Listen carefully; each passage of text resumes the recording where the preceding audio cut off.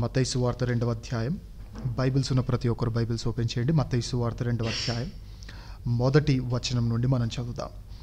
రాజైన హేరోదు దినములయందు యూదయ దేశపు బెత్లెహేములో యేసు పుట్టిన పిమ్మట ఇదిగో తూర్పు దేశపు జ్ఞానులు యెరూషలేమునకు వచ్చి యూదుల రాజుగా పుట్టినవాడు ఎక్కడ ఉన్నాడు? తూర్పు దిక్కున మేము ఆయన నక్షత్రమును చూచి ఆయనను పూజింపవచ్చితిమని చెప్పారు. హేరోదు రాజు ఈ సంగతి విన్నప్పుడు అతడును అతనితో కూడా యెరూషలేము వారందరూ కలవరపడిరి. జాగ్రత్తగా విందాం. బైబిల్ ఎప్పుడైనా మనం చదివేటప్పుడు, బైబిల్ని ఎప్పుడైనా మనం స్టడీ చేసేటప్పుడు ఏదో గుడ్డెద్దులాగా చదువుకుంటూ వెళ్ళిపోవడం కాదు. క్రిస్టియన్స్కి ఉండాల్సిన బేసిక్ ప్రిన్సిపల్ ఏంటంటే, ఏదైనా ఒక తెలియని విషయం మనకు తారసపడితే బైబిల్లో ఆగడం నేర్చుకుందాం.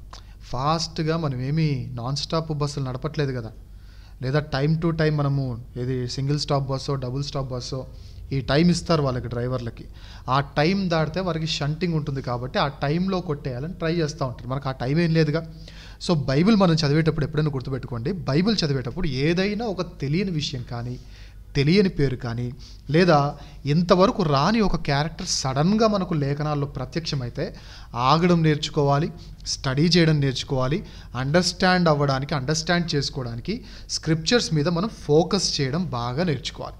అయితే ఒక విషయం ఎవరైనా సరే కొత్తగా బైబిల్ చదువుతున్న వారు ఉంటే వారికి ఇది యాప్ట్ అవ్వదు.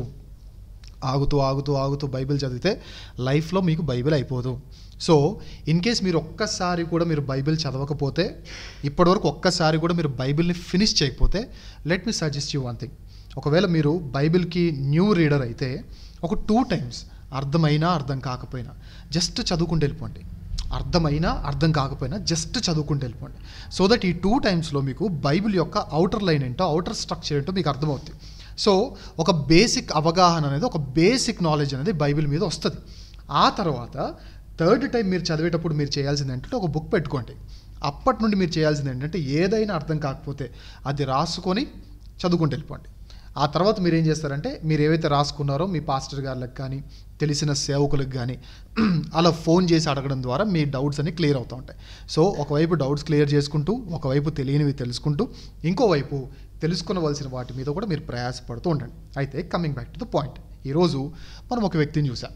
పాత నిబంధనలో ఎక్కడ మనకు ఈ క్యారెక్టర్ కనబడదు. క్యారెక్టర్ పక్కకు పెడితే పాత నిబంధనలో ఈ డెసిగ్నేషనే మనకు కనబడదు. హేరోదు అనే మాట పాత నిబంధనలో కనబడదు. పాత నిబంధన అంతా మీరు చదవండి, ఆదికాండం నుండి మలాకీ గ్రంథం వరకు చదవండి. సీన్ కట్ చేస్తే మత్తయి సువార్త 2వ అధ్యాయానికి వచ్చేసరికి కొత్త క్యారెక్టర్. సీన్ కట్ చేస్తే మత్తయి సువార్త 2వ అధ్యాయానికి వచ్చేసరికి ఒక కొత్త డిజిగ్నేషన్ కనబడుతుంది. హేరోదు అనేది నేమ్ కాదు, దట్స్ డిజిగ్నేషన్. సీఎం అంటే, చీఫ్ మినిస్టర్ అంటే నేమ్ కాదు. ఇప్పుడు రేవంత్ రెడ్డి గారు చీఫ్ మినిస్టర్, ఆయన వెళ్ళిపోయి ఆయన తర్వాత ఇంకెవరైనా వచ్చారనుకోండి, 30-40 సంవత్సరాల తర్వాత, 50 సంవత్సరాల తర్వాత, 100 సంవత్సరాల తర్వాత ఇంకొకరు వస్తారు.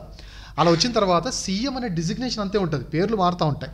పిఎం అనే డిజిగ్నేషన్ అంతే ఉంటుంది, పేర్లు మారుతూ ఉంటాయి. సో హేరోదు అనేది ఒక నేమ్ కాదు, దాట్స్ ఎ డిజిగ్నేషన్. సో పాత నిబంధనలు మనకి ఎక్కడ కనబడలేదు. ఎక్కడ కనబడింది? ఒక పేజ్, మలాకీ గ్రంథం అయిపోయిన తర్వాత ఒక పేజ్ తిప్పేసరికి 2వ అధ్యాయంలో right from new testament, right from 2nd chapter, right from 1st verse of the 2nd chapter of new testament మనకు కనబడుతుంది ఏంటి అంటే హేరోదు. ఈయన ఎవరు అంటే హేరోదు రాజు, 3వ వచనంలో కనబడుతుంది. వీరందరూ కలవరపడ్డారు. ఇలా మనం చదువుతున్నప్పుడు హేరోదు అని వస్తున్నప్పుడు ఇంతకీ ఎవరు ఈ హేరోదు అని మనం తెలుసుకోవాలంటే, నేను మొత్తం చెప్పాను కానీ 2కి ఒక మాట చెప్తాను. ఆల్రెడీ హేరోదు ఎలా అపాయింట్ అయ్యాడో, హేరోదు ఎలా సీన్లోనికి వచ్చాడో గ్రీకు సామ్రాజ్యపు చరిత్రలో నేను చెప్పాను. కాబట్టి ఇన్ కేస్ పూర్తి వివరణ కావాలంటే అది మళ్ళీ వినండి. ఆ ఓపిక లేకపోతే నేనేం చేయలేను. ఇప్పుడు ఓపిక చేసుకొని చెప్పేంత టైం అయితే నాకు లేదు. సో లాంగ్ స్టోరీ షార్ట్లో చెప్పాలంటే 4 మహాసామ్రాజ్యాలు ఉన్నాయి. ఫస్ట్ బాబిలోన్, సెకండ్ మెడో పెర్షియన్, తర్వాత గ్రీకు సామ్రాజ్యం. ఈ గ్రీకు సామ్రాజ్యం ఎండింగ్ అయ్యే టైంలోకి మక్కాబీయులు తెర మీదకి వస్తారు. ఈ మక్కాబీయుల నుండి హస్మోనియులు తెరలోనికి వస్తారు. ఈ హస్మోనియుల తర్వాత చిన్నగా రోమా సామ్రాజ్యం స్టార్ట్ అవుతున్న దశలో జరిగిన ఒక చిన్న పొలిటికల్ డ్రామాలో మార్క్ యాంటోనీ అనే ఒక వ్యక్తి ద్వారా, అతనుకున్న పలుకుబడి ద్వారా ఒక డిజిగ్నేషన్ అనేది స్టార్ట్ అయింది. యూదయ ప్రాంతానికి మాత్రమే. ఇది రోమన్ ఎంపైర్ రెయిన్లో ఉన్నప్పుడు, రోమా చక్రవర్తుల పాలనలో ఉన్నప్పుడు యూదయ ప్రాంతానికి మాత్రమే ఒక హెడ్ కావాల్సి వచ్చింది. ఆ హెడ్గా ఉండే అతని డిజిగ్నేషన్కి హేరోదు అని పేరు పెట్టడం జరిగింది. సో ఇది హేరోదు అంటే ఎవరు, ఆ డిజిగ్నేషన్ ఎలా మనకి మనకు వచ్చిందో, సీన్లోకి వచ్చిందో లేదా తెర మీదకి వచ్చిందో, ఈ విధంగా వచ్చిందనే విషయాన్ని మీకు ఇన్ఫర్మేషన్గా నేను ఇస్తూ ఉన్నాను. అయితే ఈ హేరోదు గురించి మనం వినబోయే ముందుగా బైబిల్ మనం చదువుతున్నప్పుడు ఎక్కువగా న్యూ టెస్ట్మెంట్లో హేరోదు హేరోదు హేరోదు అని వస్తూ ఉంటుంది. కాబట్టి ఎవరు ఏ హేరోదో కూడా మనకు క్లారిటీ ఉండాలి. ఇప్పుడు తెలుగులో ఒక సామెత ఉంటుంది. ఎవరు అన్నారంట, మీ భార్య ఎవర్రా అంటే అదిగో ఎర్రచీర కట్టుకుందే అన్నాడంట. ఇంకొకటి వచ్చి మీ భార్య ఎవర్రా అంటే అదిగో ఎర్రచీర కట్టుకుందే అన్నాడంట. అలా తెలుగులో సామెత వచ్చింది. ఏంటి? ఎర్రచీర కట్టుకుందల్లా నా భార్య అన్నాడంటే ఒకడు. ఎర్రచీర కట్టుకున్న ఆవిడ నీ భార్య ఉండొచ్చు, కానీ ఎర్రచీర కట్టుకున్న ప్రతి ఆవిడ మీ భార్య వద్దా? అవ్వదు. హేరోదు అనేది ఒక డిజిగ్నేషన్ అవ్వచ్చు, కానీ న్యూ టెస్ట్మెంట్లో ఉన్న ప్రతి హేరోదు ఈ హేరోదు అనుకుంటే మనం తప్పులో కాలేసిన వారం అవుతాం. సో జాగ్రత్తగా ఈ హేరోదు గురించి మనం వినబోయే ముందుగా అసలు ఎంతమంది హేరోదులు ఉన్నారో, వారు ఎవరో, ఏ వచనంలో ఏ హేరోదులు ఉన్నారో జస్ట్ ఇన్ఫర్మేషన్ మీకు ఇచ్చిన తర్వాత మత్తయి సువార్తకు మనం మరలా వచ్చేద్దాం. మత్తయి సువార్త ఓపెన్ చేసాం. హేరోదు అనే పేరు మనకు కనబడింది. అది పేరు కాదు, దట్స్ అ డెసిగ్నేషన్ తెలుసుకున్నాం. ఎలా వచ్చింది అంటే గ్రీకు తర్వాత వచ్చిన మక్కబీలు, ఆ తర్వాత హస్మోనీయులు, ఆ తర్వాత స్టార్ట్ అవుతున్న రోమన్ ఎంపైర్లో జరిగిన చిన్న పొలిటికల్ డ్రామాలో పుట్టుకొచ్చిన రోమ ప్రాంతానికి కాదు, యూదయ ప్రాంతంలో పుట్టుకొచ్చిన ఒక డెసిగ్నేషనే ఈ హేరోదు అనే డెసిగ్నేషన్. అందులో మనకు కనబడుతున్న మత్తయి సువార్త 2వ అధ్యాయంలో 5వ వచనంలో మనం చదివిన ఈ లేఖన భాగంలో చదువుతున్న ఈ హేరోదును జనరల్గా బైబిల్ పండితులు అందరూ ఇచ్చిన పేరేంటంటే, జనరల్ హిస్టారియన్స్ చెప్పే పేరేంటంటే హేరోద్ ద గ్రేట్ అంటారు. మహా హేరోదు. బైబిల్లో చాలామంది హేరోదులు కనబడతారు. వారెవ్వరికి లేని ఆధిక్యత, వారెవ్వరికి లేని ఘనత, వారెవ్వరికి లేనంత చరిత్ర, వారెవ్వరికి లేనంత గొప్ప పిలుపు ఈ హేరోదుకు మాత్రమే ఉంది. అందుకే ఇతను ఏమని పిలుస్తారు చెప్పన? మహా హేరోదు. అలెగ్జాండర్ ద గ్రేట్ అని ఎలా అయితే పిలిచారో ఇతన్ని కూడా హేరోద్ ద గ్రేట్ అంటారు. సో ఈ హేరోద్ ద గ్రేట్ గురించి మనం తెలుసుకొని పోయే ముందుగా ఒక చిన్న విషయం, బైబిల్లో ఎంతమంది హేరోదులు ఉన్నారు? That's the main question. ఇది తెలుసుకున్న తర్వాత హేరోద్ ద గ్రేట్కి వచ్చేద్దాం. అయితే బైబిల్లో టోటల్గా 6 హేరోదుల గురించిన ప్రస్తావన జరుగుతుంది. ఎంతమంది? 6 హేరోదుల గురించిన ప్రస్తావన. అందులో మొదటిది మత్తయి సువార్త 2వ అధ్యాయం మొదటి 3 వచనాలు లేదా మొదటి 5 వచనాలు చదివినప్పుడు మనం ఇప్పుడు చదివిన ఈ సందర్భంలో ప్రస్తావనకు వచ్చిన హేరోదు, ఇతన్ని ఇంతకుముందు చెప్పాను, హేరోద్ ద గ్రేట్ అంటారు. ఇతను మొదటి హేరోదు. ఓకే, ఇతని సమయంలోనే జ్ఞానులు ఇతని దగ్గర రావడము, తర్వాత జ్ఞానులు అపహరించారని పిల్లల్ని చంపేయడము, ఆ తర్వాత యేసుక్రీస్తు ప్రభుల వారు ఐగుప్తుకు వెళ్ళిపోవడానికి గల కారణం, ఇదంతా ఎవరి పీరియడ్లో జరిగిందంటే మహా హేరోదు పీరియడ్లో జరిగింది. ఇతను చనిపోయిన తర్వాత మత్తయి సువార్త 2వ అధ్యాయం 19 నుండి 22 వచనాలు మీరు చదివితే, ఈయన చనిపోయిన తర్వాత ఈ ఐగుప్తుల్లో ఉన్న యోసేపుకు మరలా దేవుని దూత ప్రత్యక్షం అవ్వడం, దర్శన రూపంలో మాట్లాడడం, హేరోదు శిశువును చంపజూచిన వాడు చచ్చిపోయాడు కాబట్టి మీరు నిరభ్యంతరంగా రావచ్చు అని చెప్పడం. అలా వచ్చినప్పుడు అర్కెలాయు అనే వ్యక్తి ఏమంటారు, రైన్ చేస్తూ ఉండడం, రూల్ చేస్తూ ఉండడం, పరిపాలిస్తూ ఉండడం చూసి మేము ఇక్కడ ఉండము, మేము నజరేతుకు వెళ్ళిపోతాము అని చెప్పి దేవుని ఆజ్ఞ ద్వారానే, దేవుని యొక్క పిలుపు ద్వారా, దేవుని యొక్క దర్శనము ద్వారా వీరేం చేశారు? నజరేతుకు వెళ్ళిపోయారు. అంటే ఐగుప్తుకు వెళ్ళిపోవడానికి తండ్రి కారణమైతే నజరేతుకు రావడానికి అతని కొడుకు అర్కెలాయు కారణమయ్యాడు. సో ఈయన ఎవరు అంటే మన హేరోదు, మహా హేరోదు యొక్క కొడుకు. ఈయన జీవితంలో ఈయన టైంలో జరిగింది ఏంటి అని అంటే, యేసు ప్రభు వారు నజరేతులో స్థిరపడ్డారు. ఈ హేరోదు అర్కెలాయు ఎవరైతే ఉన్నారో ఈయన యూదయ సమరయ ప్రాంతాలకు ప్రభు అన్నమాట. యూదయ సమరయ ప్రాంతాలను రూల్ చేసిన వ్యక్తి. అయితే ఫర్ సమ్ రీజన్స్ ఈయన టర్మ్ అయిపోకముందే ఇతన్ని తొలగించడం జరిగింది. సో ఇతను తొలగించబడిన తర్వాత ఇక యూదయ ప్రాంతంలో మనకు పొంతి పిలాతు అని మనకు కనబడుతుండే చూసారా? ఈ పొంతి పిలాతు అనే క్యారెక్టర్ ఎందుకు వచ్చారంటే, ఇతను డిలీట్ చేయబడిన తర్వాత లేదా ఇతను రిమూవ్ చేయబడిన తర్వాత ఇతని ప్లేస్లో ఇక రాజు వద్దు, ఒక ఇన్ఛార్జ్ మాత్రమే మాకు కావాలనే ఉద్దేశంతో రాజు కాకుండా ఇన్ఛార్జ్ను యూదయ ప్రాంతంలో పెట్టారు. ఆ ఇన్ఛార్జ్ పేరే పొంతి పిలాతు. సో ఈ పొంతి పిలాతుకు ఆ టైంలో మరణశిక్ష వేసే అధికారం లేదు. సో ఇంతవరకు 2 హేరోదుల గురించి చూసాం. ఒకటి మహా హేరోదు, ఆయన కుమారుడైన అర్కెలాయు, వారి గురించి చూసాం. ఇక 3వ హేరోదు ఎవరంటే హేరోదు అంతిపా అనే హేరోదు. లూకాసు సువార్త 13వ అధ్యాయం 31-32 వచనాలు మీరు చూస్తే, లూకాసు సువార్త 13:31-32 వచనాలు చూస్తే అక్కడ మనకు కనబడే హేరోదు ఈ మొదటి హేరోదు కాదు, 2వ హేరోదు కాదు, అతను వేరే హేరోదు. మీరు రెఫరెన్సెస్ బాగా రాసుకోండి. లూకాసు వార్త, మత్తయి సువార్త 2వ అధ్యాయంలో ఉన్న హేరోదు వేరు, మత్తయి సువార్త 2వ అధ్యాయం 19వ వచనంలో ఉన్న హేరోదు వేరు. తర్వాత లూకా సువార్త 13వ అధ్యాయం 31, 32 వచనాల్లో ఉన్న హేరోదు కూడా వేరు. అయితే ఈ హేరోదు ఎవరంటే యేసుప్రభువారు ఒకే ఒక్కసారి తన జీవితంలో పరుష పదజాలను వాడాడు. ఎల్లా నక్కతో చెప్పండి అన్నాడు. మనం అది పట్టుకొని ప్రతిరోజు పరుష పదజాలు వాడేస్తాం. ఎందుకురా ఇలా వాడుతున్నారు, ఎందుకురా ఇలా మాట్లాడుతున్నట్టు యేసయ్య అనలేదా అని అంటారు. ఆయన ఒక్కసారి అన్నాడు. అది కూడా ఎవరినన్నారు చెప్పనా? పరిపాలిస్తున్న రాజుగారిని అన్నారు. ఇప్పుడు వెళ్ళి పరిపాలిస్తున్న వాళ్ళని అనండి. మన మన మన డిమాండ్లు, మన బెదిరింపులు, మన ఏమంటారు, మన పౌరుషాలన్నీ ఎలాంటి వారి మీద అంటే మనకంటే చిన్నవారి మీద కదా. అంతే, ఏదో పొలిటికల్ పార్టీని పట్టుకొని, సీఎంని పట్టుకొని, పీఎంని పట్టుకొని తిడితే మనం ఉంటామేంటి? సో యేసుప్రభువారు అనాల్సి వచ్చింది అన్నాడు అంతే. దాన్ని మనం కూడా మాదిరిగా తీసుకొని నేను కూడా నక్క కుక్క అని తిడతా అంటే కుదరదు. ఆయన ఆ సందర్భంలో మాత్రమే అన్నారు. సో యేసుప్రభువారు నక్క అని పిలిచిన హేరోదు ఎవరంటే ఈ హేరోదు అంతిప. అది మాత్రమే కాదు, జాన్ ద బ్యాప్టిస్ట్ని బాప్తిస్మం ఇచ్చి యోహాన్ని జైల్లో వేయించిన హేరోదు ఎవరంటే ఈ హేరోదు అంతిప. అండ్ ఇంకో విషయం చెప్పాలంటే ఈయన ఎంత మంచివాడంటే తన భార్యను చంపేసి తన సహోదరుని భార్యని లాక్కుని పెళ్లి చేసుకున్నాడు అనమాట. అంత సాంప్రదాయబద్ధమైన కుటుంబం. డైలీ లేస్తే త్రిబులెక్స్ సోప్తోనే, మొత్తం త్రిబులెక్స్ సోప్తోనే సంస్కారం సాంప్రదాయం రావాలని త్రిబులెక్స్ సోప్తోనే బట్టలు ఉతుక్కునేవాడు. అలా ఉతుక్కొని సంప్రదాయం సంస్కారం ఎక్కువైపోయి తన భార్యని చంపేసి తన తమ్ముడు భార్యని లాక్కొని తమ్ముని మోసం చేసి, తమ్ముని చీట్ చేసి, సొంత తమ్ముని చీట్ చేసి తన భార్యని లాక్కున్నాడు. ఆవిడ ఎవరో కాదు, హేరోదియ. వీళ్ళిద్దరికి పుట్టిన ఒక ఆనిముత్యం ఉంది. ఆ ఆనిముత్యమే వాళ్ళ పాప. ఆవిడ మంచి డ్యాన్స్ చేసిన తర్వాత గిఫ్ట్ ఏం కావాలి మా పాప అంటే ఆ పాపగారు అడిగింది ఏంటంటే నాకు తలకాయ మాంసం కావాలి అనింది. ఏం తలకాయ కావాలి అని అంటే మేకదా గొర్రెదా ఏంటి అంటే నాకు ఆళ్ళ తలకాయ కాదు, మా అమ్మని తప్పుపట్టిన జాన్ ద బ్యాప్టిస్ట్ తలకాయ కావాలి డాడీ అని. ఏం చేసేది లేక జాన్ ద బ్యాప్టిస్ట్ని చంపించిన దుర్మార్గుడైన హేరోదు ఎవరు అంటే లూకా సువార్త 13వ అధ్యాయం 31, 32 వచనాల్లో కనబడుతున్న హేరోదు. అది మాత్రమే కాదు, లూకా సువార్త 3వ అధ్యాయంలో కనబడుతున్న హేరోదు కూడా ఇతనే. 3వ అధ్యాయం 1వ వచనం. మార్కు సువార్త 6వ అధ్యాయం 27వ వచనంలో కనబడుతున్న హేరోదు కూడా ఇతనే. తర్వాత మత్తయి సువార్త 14వ అధ్యాయం 1వ వచనంలో కనబడుతున్న హేరోదు కూడా ఇతనే. మరలా చెప్తున్నా, లూకా సువార్త 3వ అధ్యాయం 1వ వచనము, మార్కు సువార్త 6వ అధ్యాయం 27వ వచనము, మత్తయి సువార్త 14వ అధ్యాయం 1వ వచనంలో కనబడుతున్న హేరోదు కూడా ఇతనే. అండ్ ఇంకో విషయం చెప్పాలంటే యేసుప్రభు వారు కోర్టులోనికి తీసుకొని రాబోతాడు చూసారా, చనిపోతున్న టైంలో హేరోదు దగ్గరికి, రాజు దగ్గరికి తీసుకొని వస్తాడు. ఆ హేరోదు ఎవరు కాదు, ఈ అయ్యగారే. సో ఈ అయ్యగారి దగ్గరికి యేసుప్రభు వారు వచ్చి మాట్లాడడం జరిగింది. ఇతను 3వ హేరోదు. ఆ తర్వాత హేరోదు ఫిలిప్పు. ఇతని హేరోదు లిస్టులో ఉంచర్లేండి, బట్ కనబడుతున్నాడు కాబట్టి ఆ లిస్టులో జాయిన్ చేసి చెప్పేస్తున్నాను బోనస్ పాయింట్గా. చతుర్థాధిపతి అని పిలిచేవారు, ఇతను హేరోదు లిస్టులో ఉంచారు. ఇతను జోర్డాన్కి ఈస్ట్ అండ్ నార్థన్ పార్ట్స్లో ఉన్న ఏరియాస్లో ఎక్కువగా సిరియన్లు మరియు గ్రీకులు ఎక్కువగా ఉన్న ఆ ప్రాంతాల్లో అధిపతిగా ఇతను నియమించారు. ఇతని గురించి పక్కకు పెట్టేద్దాం. ఇతని గురించి మనకి ఎక్స్ట్రా పాయింట్ అనమాట. ఎక్స్ట్రాస్ ఉంటాయి చూసారా ఎగ్జామ్స్లో, ఈ రాసిన ఒకటి రాకపోయిన ఒకటి అన్నట్టుగా అలాంటిది.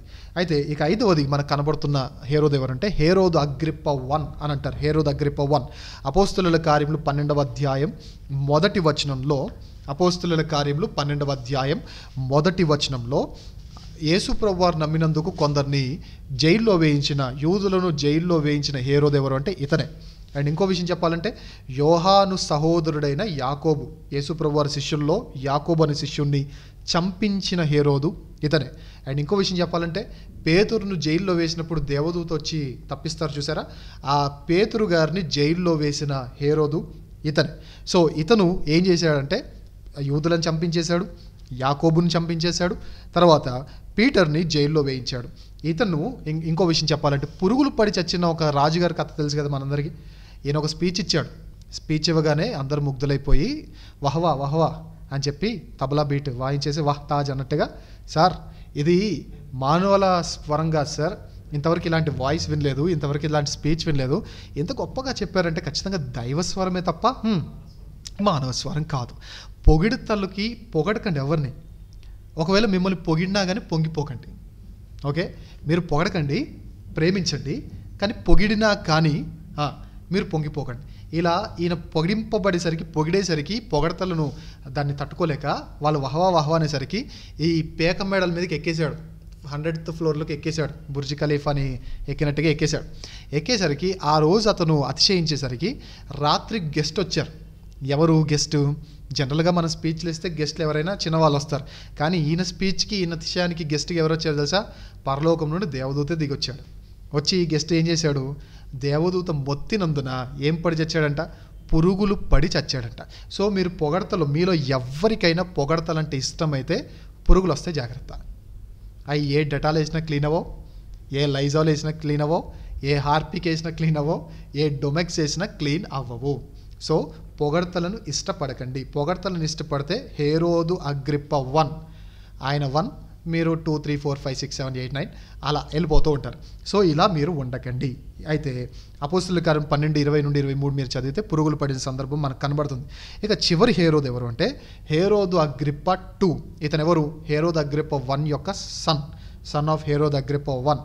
ఆయన కొడుకే ఈయన ఎక్కడ మనకు కనబడతాడంటే పౌలు గారి మిషన్లో అపోస్తలుల కార్యములు 26వ అధ్యాయం 28వ వచనంలో, అపోస్తలుల కార్యములు 26వ అధ్యాయము 28వ వచనంలో ఈయన మనకు కనబడతాడు. పౌలు గారితో మాట్లాడుతూ, ఎంత సులువుగా నన్ను కూడా క్రైస్తవునిగా మార్చేయాలని నువ్వు ట్రై చేస్తున్నావా అని అంటాడు. చూసారా, అంత భారీ డైలాగ్ వేసిన భారీ రాజుగారు ఈయనే. ఎందుకు ఇదంతా చెప్తున్నాను? మన వీళ్ళ గురించి మాట్లాడకపోయినా సందర్భం వచ్చింది కాబట్టి, బైబిల్ మనం చదివేటప్పుడు ఏ హేరోదు గురించి నేను చదువుతున్నానో ఆ క్లారిటీ మీకు కావాలి కాబట్టి, మత్తయి సువార్త 2వ అధ్యాయం మొదటి 5 వచనాలు కానీ మొదటి 17 వచనాలు కానీ మీరు చదువుతున్నప్పుడు హేరోదు అనే మాట వినబడితే హేరోద్ ద గ్రేట్ గురించి అని అర్థం.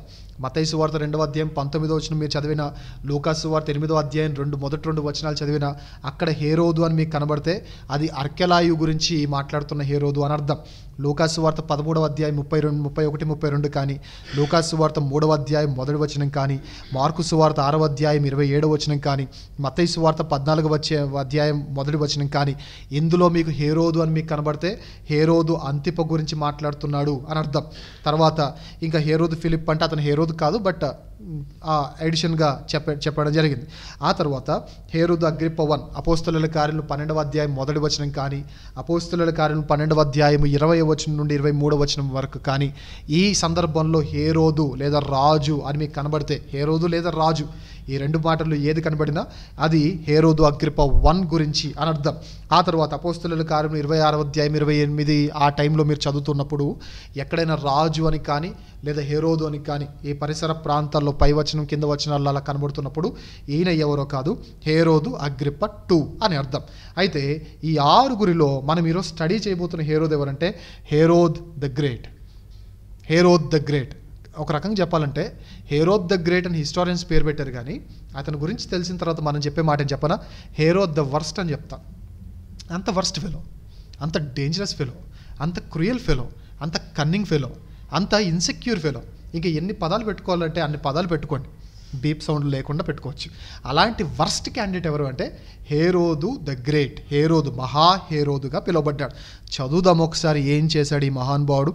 ఈ మహానుభావుడు ఏం చేశాడంటే మత్తయి సువార్త 2వ అధ్యాయము 3వ వచనం వరకు మనం చదివాం కాబట్టి 5వ వచనాన్ని చదువుదాం. ఎంత కన్నింగ్ అంటే, ఇంతకుముందు నేను చెప్పాను చూసారా, చాలా పదజాలాలు ఇతన్ని వర్ణించడానికి నేను కొన్ని పదజాలాలు చెప్పాను చూసారా, ఆ పదజాలన్నిటికీ న్యాయం చేసే న్యాయకర్త అనమాట ఇతను.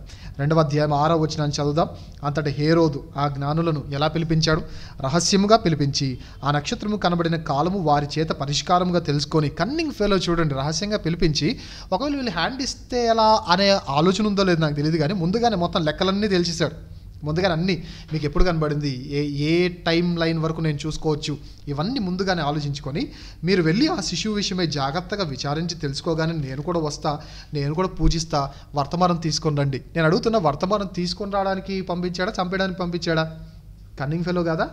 డేంజరస్ ఫెలో కాదా? క్రూయల్ ఫెలో కాదా? చిన్న పిల్లని చంపించడం ఏంటండి? ఆయన దేవుడా కాదా పక్కకు పెడితే చిన్న పిల్లాన్ని చంపించేశాడు.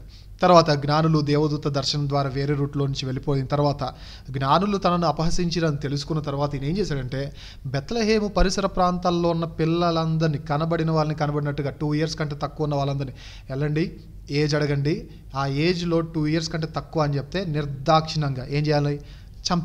చంపేయండి అని చెప్పేశాడు. అయితే చాలామంది అనుకుంటూ ఉంటారు, బెత్లెహేం పరిసర ప్రాంతంలో వినబడిన మహారోదన ఇవన్నిటిని బట్టి ఎన్ని వేల మంది చనిపోయి ఉంటారో, ఎంతమంది లక్షల మంది పిల్లలు చనిపోయి ఉంటారో అని చాలామంది క్రైస్తవులు ఒక అపోహలు ఉంటారు. అయితే హిస్టారికల్లీ అంటే ఇంకా బిబ్లికల్ టెర్మినాలజీ బట్టి, బైబిల్ పండితులు చెప్పిన దాన్ని బట్టి, ఆనాటి పాపులేషన్ బట్టి, ఆనాటి సెన్సస్ని బట్టి చెప్పిన విషయం ఏంటంటే, బెత్లెహేములో ఈ హేరోదు ఆ పరిసర ప్రాంతాల్లో హేరోదు చంపించిన ఎంతమంది అయి ఉండొచ్చు?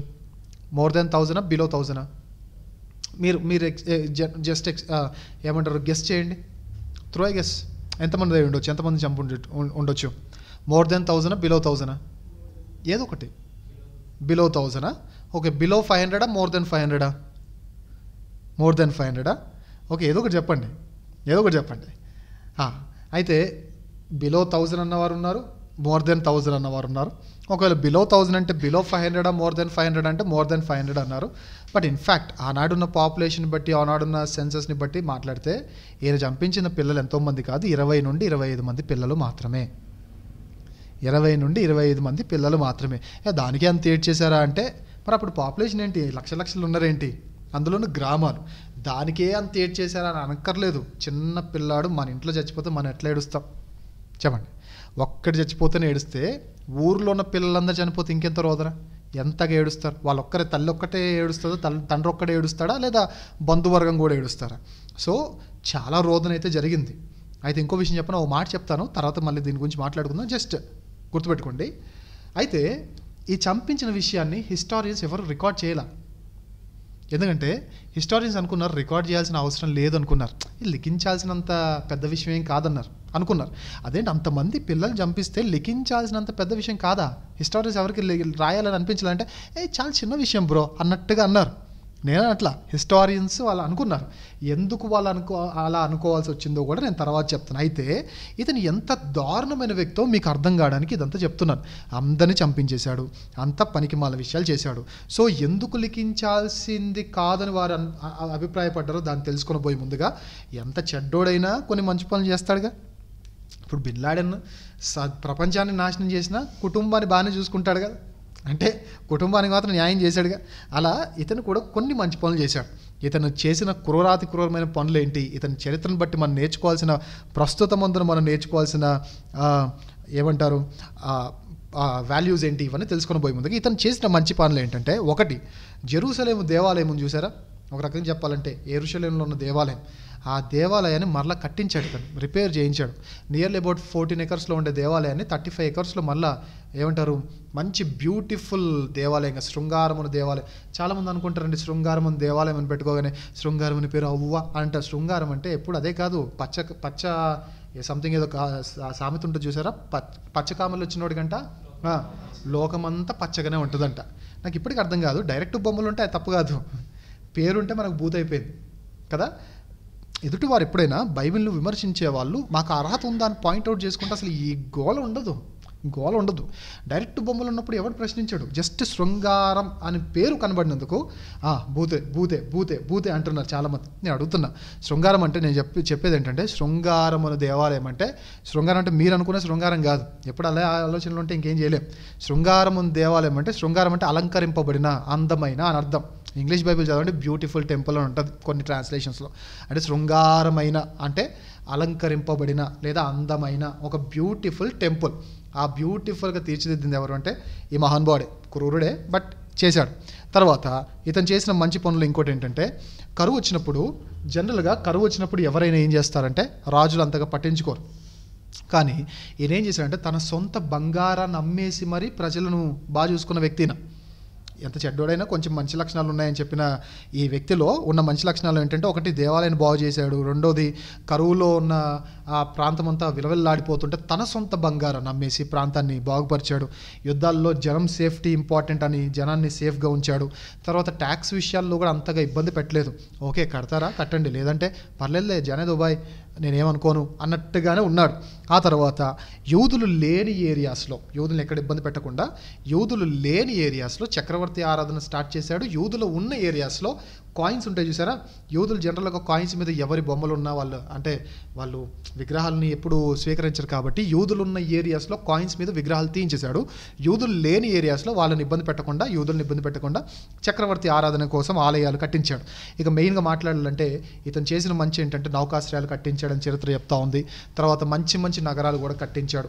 ఇప్పుడు కైసరయ అనే ప్రాంతం మనం వింటాం చూసారా, ఈ కైసరయ అనే ప్రాంతాన్ని, ఆ నగరాన్ని కట్టించింది హేరోదే అని చరిత్రకారులు చాలామంది అభిప్రాయపడ్డారు. దాని గురించిన డీప్ ఎక్స్కవేషన్స్లో కూడా దాని గురించి కొన్ని ఆర్కియాలజికల్ ఎవిడెన్సెస్ అనేవి దొరికాయి. సో ఇది ఆయన చేసిన మంచి ఏంటంటే ఇవి దేవాలయం బాగు చేశాడు, నగరాలు కట్టించాడు, నాకాస్ట్రాలు కట్టించాడు, ట్యాక్స్ విషయంలో ఇబ్బంది పెట్టలేదు, యుద్ధాలు ఏమైనా జరిగినప్పుడు ప్రజల సేఫ్టీని కొంతవరకు చూశాడు. తర్వాత కరువులో ఉన్న తన రాజ్యం విలువెల్లాడిపోతూ ఉంటే తన బంగారాన్ని అమ్మేసి రాజ్యాన్ని బాగు చూసుకోండి. ఇది పక్కకు పెడితే ఇతను ఎంత క్రూరుడు అంటే ఏ విషయంలో అయినా సహిస్తాడు, ఏ విషయంలో అయినా ఓర్చుకోగలడు. కానీ ఎవరైనా తన అధికారానికి డేంజర్ కార్డ్ అని తెలిస్తే ఇన్ఫర్మేషన్ కాదు, కన్ఫర్మేషన్ కాదు, జస్ట్ ఇన్ఫర్మేషన్ వస్తే చంపేస్తాడు. ఇప్పుడు నేను అతని అధికారానికి డేంజర్ అని డౌట్ వస్తే నన్ను డబ్బాలో పెట్టేస్తాడు. ఇంకా డౌటే. ఎవరైనా వచ్చి ఇప్పుడు మీలో ఎవరైనా వచ్చి సన్నీ నీ సింహాసనం మీద కన్నేశాడు అనగానే అది ఎంతవరకు నిజమో ఏం చూడ్డేక ఫస్ట్ చంపి అవునా కాదా నా శవంతో మాట్లాడే రకం అనమాట. నిజంగానా లేదా నేను తొందరపడ్డానా ఏదో ఒకటి సత్యవగా చావు అని అంటాడు. అలాంటి వాడు అన్నీ బాగానే ఉంటాయి. కానీ ఒకే ఒక్క దరిద్రం ఏంటంటే ఇతనికి ఏమంటారు అధికార ఆకాంక్ష అంటారు చూసారు, అధికారకాంక్షన సంథింగ్ ఏదో అంటారు. అతనికి ఎప్పుడు సింహాసనం ఉండాలి, ఆ సింహాసనం మీద తానే ఉండాలి, ఏం చెప్పినా జరగాలి, ఆ చెప్పేదేదో నేనే చెప్పాలి అన్నట్టుగా ఉండేవాడు. అయితే ఎలా జరిగింది, ఎలా వచ్చాడు ఇతను అని అంటే నేను ఇంతకుముందు చెప్పినట్టుగా ఇతను ఒక హాఫ్ జీవ్, ఇతను యూదుడు కాదు, ఒక హాఫ్ ఏమో యూదుడు, హాఫ్ ఏమో ఎదోమియుడు. ఈయన వీళ్ళ నాన్నగారు రోమా చక్రవర్తుల దగ్గర ఒక మంచి పోస్ట్లో, మంచి ఆఫీసర్ పోస్ట్లో పనిచేస్తూ ఉండడం వల్ల ఇతనికి కైసరుతో మంచి సంబంధాలు ఉన్నాయి. వీళ్ళ నాన్నగారు అక్కడ ఆఫీసర్ కాబట్టి ఇతనికి కూడా మంచి సంబంధాలు ఉన్నాయి. ఆ సంబంధాల్లో జరిగిన నాటకీయ పరిణామాలు కొన్ని, పొలిటికల్ డ్రామాస్లో కొన్ని, మార్క్ యాంటనీ అనే ఒక వ్యక్తి యొక్క పలుకుబడితో ఇతనికి పదవి వచ్చింది. ఈ పదవి వచ్చిన తర్వాత ఈయన చేసిన భయంకరమైన కార్యాలు ఎలా ఉంటాయో అది చెప్పబోయే ముందుగా ఇతని యొక్క బ్రీఫ్ డీటెయిల్ ఏంటంటే ఇతను ఒక జనరల్గా అయితే మనమైతే 1-2 పెళ్ళిళ్ళు చేసుకున్న వాళ్ళని చూసుంటాం. ఈయన జస్ట్ 10 పెళ్ళిళ్ళు, నియర్లీ 10 పెళ్ళిళ్ళు చేసుకున్నాడు. 10 పెళ్ళిళ్ళు చేసుకున్నాడు. 2 తమ్ముళ్ళు, 2 బ్రదర్స్ ఉన్నారు, 6 కొడుకులు ఉన్నారు. అయితే ఇతను చేసిన క్రూరమైన చర్యలు ఏంటి అని అంటే తన పదవికి ఎక్కడ అడ్డొస్తున్నారనే డౌట్తో భార్య అయిన మరియంని చంపించాడు. సొంత భార్యని పదవికి అడ్డొస్తున్నాడనే డౌట్ భార్యని చంపించాడు. ఈ భార్యని సపోర్ట్ చేసింది తన తల్లే, అంటే వీళ్ళ అత్తగారు. డౌట్ అత్తమ్మ చంపించాడు. జనరల్గా అత్తని ఎంత గౌరవిస్తారు, అత్తనే వేసాడు, మా అత్తని వేసేయండి రా అన్నాడు. తర్వాత మా భార్యని వేసేయండి రా అన్నాడు. అలెగ్జాండ్రియా అనేది వాళ్ళ అత్త పేరు, అలెగ్జాండ్రియా. తర్వాత వీళ్ళ భార్య పేరేమో మరియం. ఈ ఇద్దరిని చంపించాడు. తర్వాత వీళ్ళ కొడుకులు ఎక్కడితనికి రాజ్యాన్ని లాక్కుంటారేమో అని డౌట్ వచ్చి 6గురిలో 3 కొడుకులను వేసాడు, చంపించాడు. ఓన్ సన్స్ని 3 చంపేస్తాడు.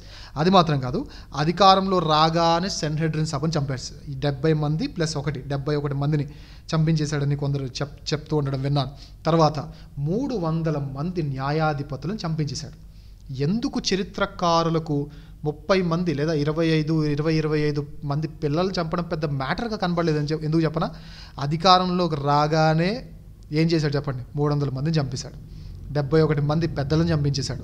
ఆ తర్వాత సొంత భార్య తల్లిని, సొంత వాళ్ళని చంపేశాడు. తర్వాత సొంత పిల్లల్ని చంపేసిన ఈయనకి, సొంత వాళ్ళని చంపేసిన ఈయన బయట ఎవరినో పిల్లల్ని చంపడం పెద్ద విషయం ఏం కాదు.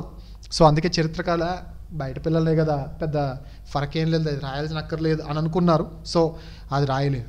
అయితే ఇంకో విషయం చెప్పాలంటే ఈయన యొక్క క్రూరమైన చర్యలను బట్టి ఆనాడున్న కైసర్ ఔగుస్తు చెప్పిన మాట, సీజర్ అగస్టస్ చెప్పిన మాట ఏంటంటే it was safer to be heroes Pig than to be his Sons అన్నాడు. దాని అర్థం ఏంటి చెప్పనా? మీరు హేరోదు కుమారుల కంటే హేరోదు పంది పిల్లలుగా ఉంటే మీరు సేఫ్గా ఉంటారు. ఎందుకు? పంది పిల్లల్ని మనోడేం టచ్ చేయడు. ఎందుకు? ఆయన రాజ్యానికి అడ్డు రావు, ఈయన సింహాసనానికి అడ్డు రావు. కానీ ఆయన పిల్లలను కూడా సింహాసనానికి అడ్డొస్తారేమో డౌట్తో చంపేసిన అంత క్రూరుడు కాబట్టి కైసరే అంత మాట అన్నాడు. ఎలాంటి వాడు అంటే బాగా అభద్రతా భావం ఎక్కువ, తాను ఎంత దరిద్రుడు అంటే ఇక నేను తప్ప ఇంకా ఎవ్వరు ఏలకూడదనే బాగా పదవి పిచ్చి, ఆకాంక్ష, ఏమంటారు నేనే ఉండాలి, నేనే ఉండాలనే పిచ్చి. ఆ పిచ్చితో ఏం చేశాడంటే చనిపోబోతున్న 5 రోజుల ముందు మంచాన పడి చచ్చిపోతున్నాడు, మంచాన మీద ఉన్నాడు. ఇంకా 5 రోజుల ముందు నా కొడుకుని ఏం చేయండి రా, నా సింహాసనానికి ఏదో అడ్డొచ్చేలా ఉన్నాడు, నా కొడుకుని చంపేయండి అని చెప్పాడు.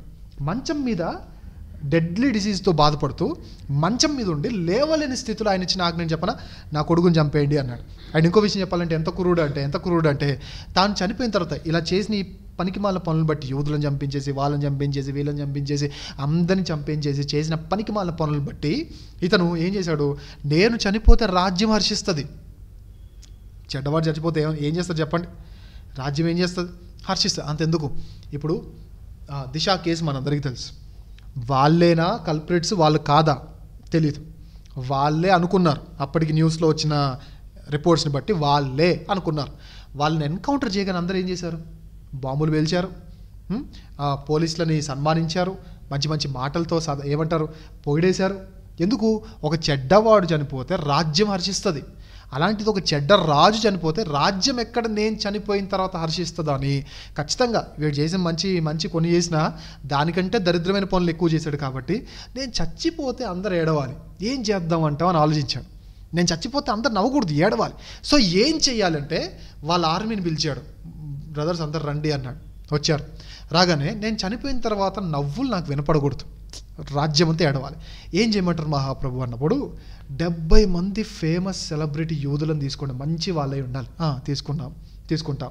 ఆ 70 మందిని నేను చనిపోయిన రోజు వేసేయండి, కనీసం వాళ్ళ కోసమైనా సిటీ అంతా ఏడుస్తుంది, ఆ ఏడుపులో నన్ను ఊరేగించుకుంటూ తీసుకెళ్ళండి అన్నాడు. చూడండి, అంటే ఎంత దరిద్రుడు చూడండి. నేను చనిపోయిన తర్వాత అందరు ఏడవాలంటే నేను మంచివాడిని అవ్వాలని ఫీలింగ్ ఉండాలి తప్ప, ఇప్పుడు నేను మంచివాడిని అవ్వడం పక్కకు పెడితే, నేను ఎలాగో మంచివాడిని అవ్వలేను కాబట్టి ఇప్పుడు ఏం చేయాలి, నేను మంచి వాళ్ళని చంపేస్తే ఎలాగో ఏడుస్తారు కాబట్టి ఆ ఏడుపుల్లో నేను ఊరేగాను అనుకోండి, అప్పుడు ఎవరి కోసం ఏడుస్తున్నాను అనుకుంటారు చెప్పండి? మీకు బాగా అర్థం కావడానికి ఒక విషయం చెప్తాను. ఆరాధనలో అప్పుడప్పుడు కొందరు లీనమైపోయి ఏడుస్తూ ఉంటారు. వాక్యం చెప్పేటప్పుడు కొందరు ఒత్తునే ఏడుస్తారు. పెద్ద మనం ఏం ఎమోషనల్ డైలాగులు చెప్పక్కర్లేదు, ప్రాసలు రాసుకొని పద్యాలు రాసుకొని చెప్పక్కర్లేదు, ఊరికనే ఏడ్చేస్తారు. కొందరు స్పీకర్స్ ఏం చేస్తారు తెలుసు, దాన్ని అని మంచిగా క్లిక్ చేసి నేను వాక్యం చెప్తుండగా పరిశుద్ధాత్ముడు పనిచేసి అందరి హృదయాలను కరిగింపజేసేసరికి ఉన్న అశేష జనవాహినిలో చాలామంది కన్నీరు కార్చారు అని. వీళ్ళ ఏడుపు మీ ఆనందం ఏంటో నాకు ఇప్పటికీ అర్థం కాదు. ఎందుకంత ఆనందం? అలా చూసినప్పుడు నాకు హేరోదు గుర్తొస్తాడు. నిజంగా అలాంటి వాడే హేరోదు కూడా. వీళ్ళందరూ ఏడ్చేటప్పుడు నన్ను ఊరేగించండి అని చెప్పాడు. ఆ తర్వాత ఈయన తర్వాత వచ్చిన అర్కెలా ఇంకా డేంజరస్ ఫెలో. ఈయన ఏం చేశాడంటే తండ్రి 300 మందిని చంపితే ఈయన 3000 మందిని చంపేశాడు. అంత డేంజరస్ ఫెలో. అందుకే యోసేపు ఏం చేస్తాడు చెప్పండి? దేవదూత ద్వారా ఈ ప్రాంతాన్ని నడిపించబడినా నేను ఇక్కడ ఉంటాను మహాప్రభు, ఇక్కడ వెళ్తుంది ఎవరు? హేరోద్ ద గ్రేట్ కాదు, ఇంకా అతనికంటే వర్స్ట్గా ఉన్న అతని కుమారుడు. హేరోదే 300 మందిని వేసేస్తే ఇతను ఇంకో 0 పెట్టాడు. మరి 0 సార్లు నాట్ వాల్యుబుల్ అనుకున్నాడు ఏమో నాకు తెలియదు, కానీ 300 పక్కన ఇంకో 0 పెట్టి 3000 మందిని చంపించేసరికి యోసేపు ఇక్కడికి రావడానికి భయపడి మళ్ళీ దేవుని అడిగినప్పుడు దేవుని చేత ప్రేరేపించబడిన వారే నజరేయుడు అనబడును అనే ప్రవచనం నెరవేర్చబడ్డానికి నజరేతుల్లోనికి వెళ్ళాడు. ఇది ఆయన చరిత్ర. ఇతని తర్వాత రాజ్యం 4 భాగాల్లో అర్కెలా యూదయ, సమరయ, ఇదుమయ ప్రాంతాల్లో వెళ్తూ ఉండగా, అంతిపా అనే ఆయన గలిలియా, పెరియా అనే ప్రాంతాల్లో వెళ్తూ ఉండగా, ఫిలిప్పు అనే వ్యక్తి జోర్డాన్కి ఈస్ట్ అండ్ నార్త్ ఏరియాస్లో వెళ్తుండగా, సలోమి అనే ఆవిడ జిబ్నే ఫాసిలిస్ అనే ప్రాంతాన్ని వెళ్తూ ఉన్నారు. అయితే ఇది ఈయన చరిత్ర. ఎంత క్రూరుడు, ఎవరినైనా చంపగలడు, ఎవరినైనా చంపేస్తాడు. ఎందుకు? ఆయన ఏలాలి, ఆయన మాత్రమే రాజుగా ఉండాలి, ఆయన మాత్రమే సింహాసనం మీద ఉండాలి. ఇంకా ఎవరు వచ్చినా తట్టుకోలేడు, ఆఖరికి సొంత కొడుకు వచ్చినా తట్టుకోలేడు. దీన్ని బట్టి దేవుడు చరిత్రలో జరిగిందాన్ని ఎందుకు రాయించాడు, దాని మీద ఎందుకు స్టడీ చేయిస్తున్నాడు, ఎందుకు, దీన్ని బట్టి నేను ఏం నేర్చుకోవాలి అనుకుంటే, హేరోదు నాశనం చేసిందని చెప్పనా, అతను అనుకున్నదే జరగాలని ఒక ఆలోచన. రెండవది, అధికారంలో అతనే ఉండాలని ఒక స్వార్థం. అతను అనుకున్నదే జరగాలని ఆలోచన, మరలా చెప్తున్నాను, అతను అనుకున్నదే జరగాలని ఆలోచన ఒకటి. తర్వాత అధికారంలో నేనే ఉండాలి, అందరూ నా మాటే వినాలి. ఈ స్వార్థము, ఆ ఆలోచన, ఈ రెండు కలిపి ఏదైనా దరిద్రాన్ని చేయగలిగే ఆ క్రూరత్వాన్ని ఇతనికి ఇచ్చేసింది. సో ఈరోజు సంఘాలు మనం నేర్చుకోవాల్సిన విషయం ఏం చెప్పనా, ఈ క్రిస్మస్ సీజన్లో మరి ముఖ్యంగా చూడండి, ఈ క్రిస్మస్ సీజన్లో ఈయన గురించి ఎందుకు పరిచయం చేశానంటే తెలుసుకోవాలి. ఆనాడు యేసు ప్రభు వారు పుట్టినప్పుడు ఎక్కడి నుంచో వచ్చిన వాళ్ళు క్రిస్మస్ ఆనందాన్ని పొందారు, ప్రభువుని ఆరాధించారు. తర్వాత ఈ గొర్రెల కాపర్లు కూడా ప్రభువుని ఆరాధించి ఆనందించారు, క్రిస్మస్ ఆనందాన్ని పొందారు. కానీ ఎందుకు పొందలేకపోయాడు? దేవుడు పుట్టాడన్న వార్త ఈ గొర్రెల కాపర్లకు తెలియగానే ఆనందం వచ్చింది. దేవుడు పుట్టాడన్న వార్త స్టార్ ద్వారా వైజ్మెన్ వీళ్ళెవరు మ్యాజైకి తెలియగానే వాళ్ళందరికీ ఆనందం కలిగింది. కానీ ఆ వార్త ఈయనకు తెలియగానే ఏం కలిగింది చెప్పండి? కలవరం కలిగిందని అంటాడు బైబిల్లో. చూద్దామా మత్తయి సువార్త, ఇంతకుముందు చూసాము, మరలా చదువుదాం. మత్తయి సువార్త 2వ అధ్యాయం చదవండి, 3వ వచనమా? 3వ వచనం.